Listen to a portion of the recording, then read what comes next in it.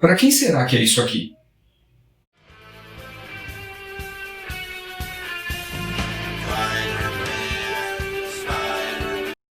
Bom, hoje eu estou aqui para falar a respeito dessa edição aqui, ok? Esse é o lançamento da Panini para o mês de novembro e dezembro. Ele é uma edição única, tá? E o objetivo aqui, no caso da análise, é justamente comentar para qual público esse material aqui é dirigido. Já faz algum tempo que as editoras têm expandido, né, suas linhas editoriais para as linhas, ora direcionadas mais para novos leitores, né, vindos de outras mídias, além dos quadrinhos, como filmes, animações, ou qualquer outro que a gente possa imaginar, e também leitores mais jovens, que também vieram dessas mídias, né, ou outras, como os jogos, né, eletrônicos e tal, onde eles possam continuar a experiência, tá, que foi iniciada em uma dessas outras mídias que eu acabei de citar, e continuar ou terminar ou não, pelo menos o quadrinho, né, esse novo quadrinho para esse público, seja jovem ou novo leitor. Há uma diferença entre esses dois públicos aí, eles não são sinônimos, como eu já cheguei a abordar até em outros vídeos. Eles esperam continuar a experiência que eles tiveram, que começou, na verdade, em outro lugar, e, de certa maneira, vai continuar por meio dos quadrinhos. Mas isso está dando certo ou não, né? Essa decisão editorial, ela é acertada? Esses materiais produzidos para públicos novos ou um público mais jovem, ele pode ser aproveitado por quem já lê, né? Por quem é veterano na mídia quadrinhos, né? Não para quem acompanha essencialmente os filmes, né? Os jogos, as séries televisivas e tudo mais, mas para quem já lê, né, o quadrinho já há muitos anos, desde os anos 70, 80, 90, esse material novo para esse público diferenciado, entre aspas, né, ele serve também para os leitores habituais da mídia, né, do quadrinho em si.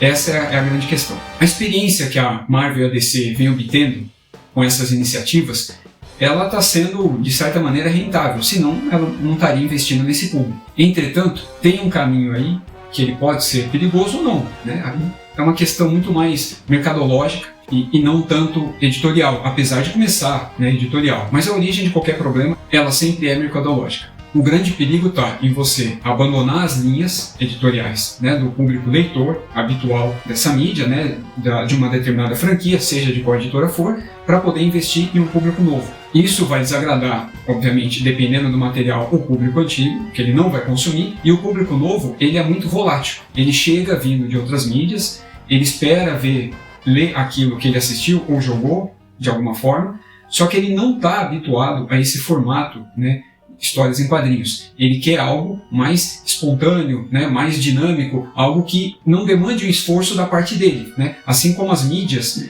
televisivas, o cinema e tal, elas são passivas, né? Você senta na frente e aí aquilo vem até você e o único esforço que você faz é em absorver aquilo na ordem que é passada. Só, diferente do quadrinho e do jogo, que as mídias, né, o que acontece aqui, a história de uma maneira geral, tanto de um quanto de outro, dependem do esforço do espectador para avançar, né? Seja do leitor ou do jogador e assim por diante. Os leitores que vêm dessas mídias como cinema e as séries, né, de streaming, televisão ou qualquer outra coisa, eles não estão habituados a isso. Então é provável que a linha editorial não consiga manter esse público consumindo aquele material o tempo todo, né? Como um leitor habitual de quadrinhos fica, por anos a fio, seguindo um determinado título e assim por diante.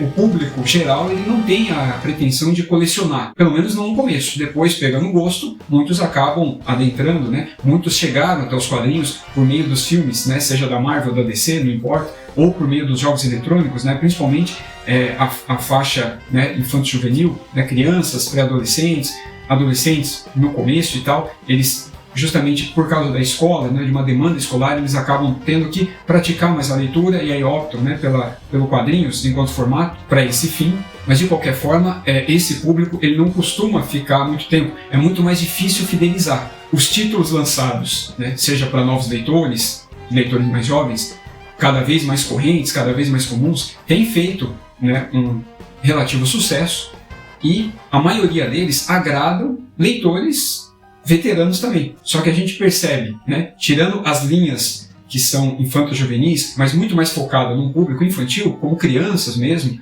crianças mesmo, muito antes da pré-adolescência, esse material, esse tipo de conteúdo já é muito mais difícil de ser consumido por um público maior, seja de jovens e adultos, não importa aí no caso. Algumas franquias fazem bastante sucesso, né, com esse formato. Por exemplo, né, eu vou pegar o Transformers aqui para ilustrar.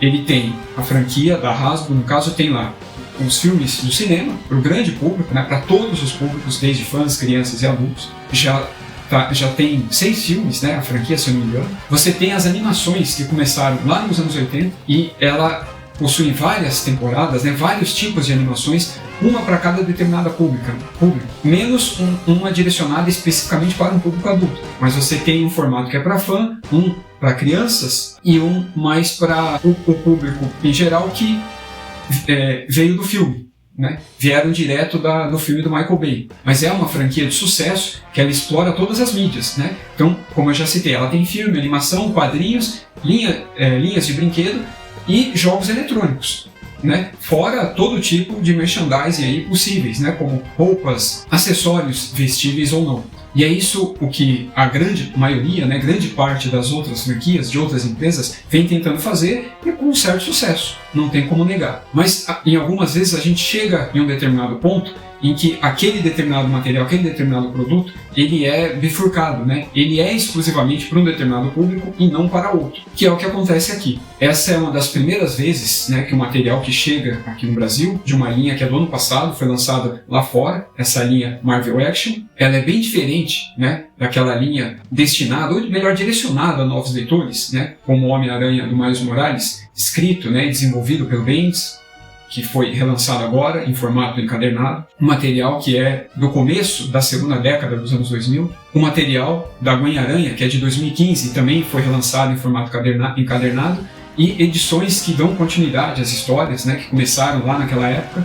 Até então, você tinha esse tipo de material que ele agradava todos os nichos, né, todos os tipos de leitores, desde aqueles que vieram do cinema, da animação, dos jogos, ou dos próprios quadrinhos, como eu, por exemplo, né? Eu venho de um quadrinho, de uma linha editorial tradicional, por exemplo, do Homem-Aranha, para essas outras que eu acabei de citar. Então, essas outras me agradaram muito, né? Principalmente o trabalho, né, ou a criação do Bendis, que é o Miles Morales. Entretanto, né, essa linha Marvel Action, ela mostra que é destinada, que existem materiais destinados a um tipo de público específico, que não serve a todos os outros.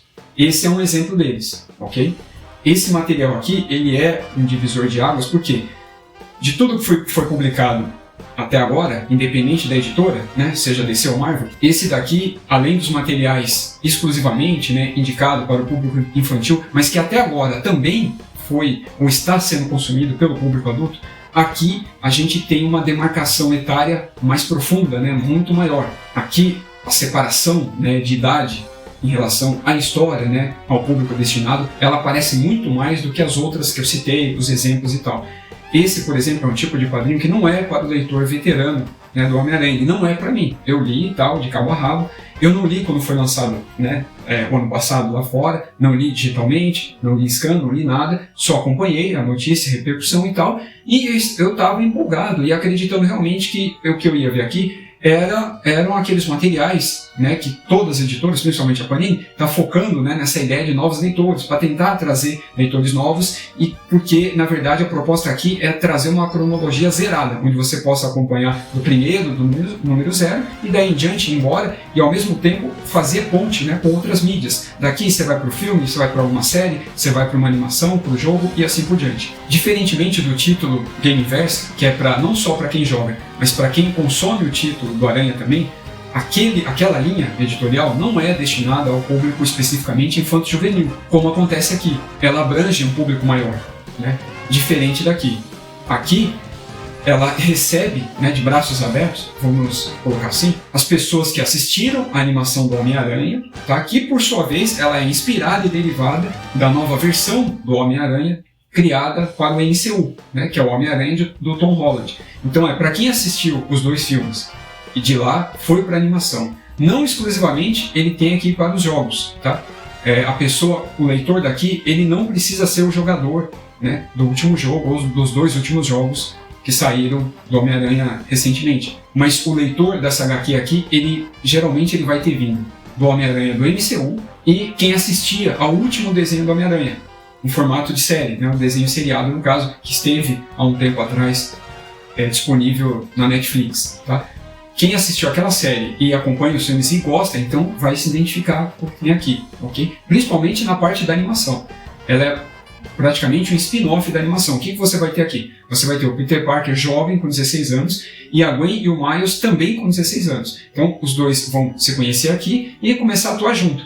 Eles não é um quadrinho de origem de cada um, mas de origem da equipe. Todos já possuem as suas habilidades, só que eles se tornaram vigilantes depois do Peter Parker. Então, o Peter Parker acaba sendo o grande mentor dos outros dois, que, por sua vez, né, todos os três aí, no caso, enquanto grupo, foram inspirados pelo Tony Stark e os outros Vingadores. Eles ficam tentando, né, o contatar o Tony Stark a todo momento, justamente para pedir conselho, né, enquanto heróis e enquanto pessoas, né, de uma maneira geral, como enquanto exemplo a ser seguido.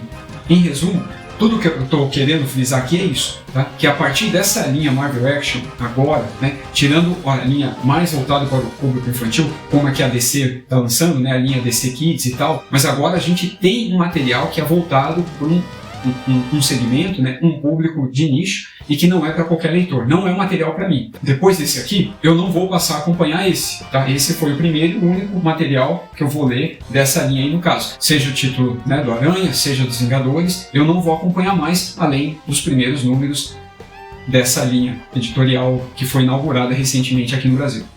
Você pode chegar para mim e questionar, mas eu leio Disney, leio Turma da Mônica, tá? Tem uma diferença aí no caso, ok? Essas linhas editoriais, né, que eu acabei de mencionar agora, esses exemplos, eles possuem histórias, né, que são abertas a todo tipo de público, diferente dessa daqui. Existem algumas histórias, né, que são voltadas mais para um público infantil, tá? Mas diferentemente das animações, as linhas editoriais, né, seja da Mônica ou da Disney, da Maurício de Souza, né, enquanto produtora, e a Disney, a parte de quadrinhos, ela tem uma abrangência muito maior em termos de público. Ela não faz essa separação e essa seleção. É possível ler, eu leio até hoje esses materiais, então não tem problema. Só que o que a gente tem aqui é completamente diferente, tá? Aqui há uma separação, como eu falei, há uma demarcação etária aqui profunda e que dá para perceber claramente que esse material ele não é para mim, ok? Não é para mim e eu acredito que não seja para os leitores do título mensal do Homem-Aranha, nem dos encadernados, né, das republicações que vem saindo atualmente, tá? Ele é voltado, na minha opinião, tá, e pelo que está aqui mesmo a indicação, para um público assim, adolescente, pré-adolescente e crianças a partir de uma certa idade. Então é isso, são as observações, né, que eu achei pertinente fazer em relação ao material, ok? Esse é um material que eu não vou mais acompanhar, né? Eu só queria que isso ficasse claro, porque ele não é voltado para mim. Muitos outros leitores, né, de Homem-Aranha, de Marvel, de quadrinhos de uma maneira geral, vão acompanhar esse material sem problema algum. Eles não se importam com isso. Só que assim, eu não quero ficar investindo, né, primeiro por uma questão monetária, financeira, em algo que eu não vá consumir ou não vou gostar, né, do que eu vá consumir. Depois, eu também não vou ficar investindo em material só para ficar colecionando, guardando lá na prateleira, tá? Só para ficar estocando. Eu também não tenho essa intenção nem essa pretensão.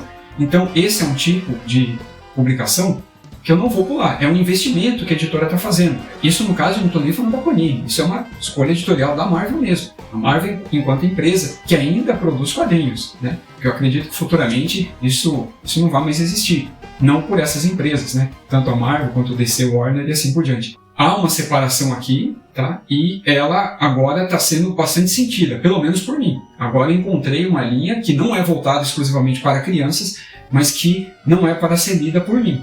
Ponto final, por mim. Tá? Agora, outros colecionadores provavelmente comprarão, lerão e gostarão, eu acredito. Tá? Eu não gostei porque ele não é direcionado a mim, só por isso. Ele é ruim, o material? Não, se for lido para o público a quem ele se destina. Tá? É igual você pegar um desenho do Transformers para criança, Transformers Rescue Bots. Ele é ruim, o desenho? Não. Só que eu assisto esse desenho? Não. Por quê? Ele não é direcionado para mim. Ele não é para o público nem que é fã da franquia, como eu, que acompanho desde os anos 80, né? E assisti e gostei muito da última animação da Netflix, mas também não é para quem assistiu os filmes do Michael Bay, que são extremamente violentos. É na verdade, um conteúdo voltado exclusivamente para crianças. E a mesma coisa acontece aqui, para mim. Não é voltado exclusivamente para crianças, mas é com o público infanto-juvenil. Ele não pressupõe que você conheça nada aqui, só o que está no cinema e nas animações, ponto final. E nem jogue o jogo. Para isso, você tem a franquia Gameverse aí, a linha editorial Gameverse. Então foi isso. Espero que eu tenha agradado, espero que vocês tenham gostado, né, que a análise, a resenha, o comentário aqui seja útil para alguma coisa. E até o próximo vídeo. Não esqueçam de acessar minhas redes sociais e nem de acompanhar o podcast Fortaleza Quântica. Nesse último episódio, a gente falou sobre a preparação para essa nova CCXP, 100% online, né, toda digital, e semana que vem a gente vai lançar um pós-CCXP justamente para fazer um balanço a respeito do evento. Tá? Eu já adianto que essa primeira parte ela foi bem crítica pela questão das informações, a organização, ingressos e assim por diante. Mas na próxima semana a gente vai dar um resumão, né, das nossas impressões a respeito do assunto. Então é isso, grande abraço e até o próximo vídeo. Fui!